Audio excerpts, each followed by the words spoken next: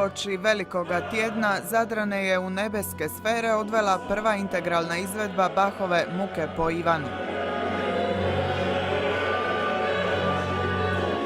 Ovo je najljepših stranica ikad ispisanih perom živućeg čovjeka i na tematiku koja je itekako dobrodošla sada pri kraju Korizme.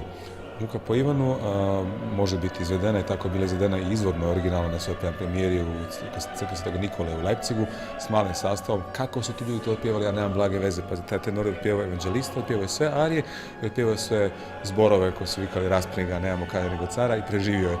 Mi danas imamo bolju situaciju. Nakon Zagreba i crkve Svete Katarine, prvi put u cijelosti Bachovo remek djelo u Zadru su izveli instrumentalisti Hrvatskog baroknog ansambla i pjevači ansambla Antifonus.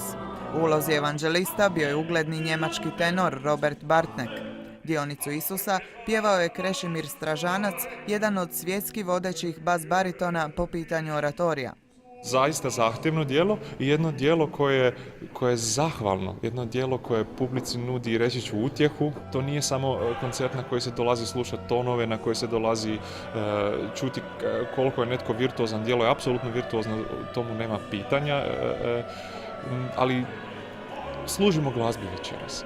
Umjetnički projekt koji je već prozvan događajem sezone, Zadarski koncertni ured poklonio je svojoj vjernoj publici.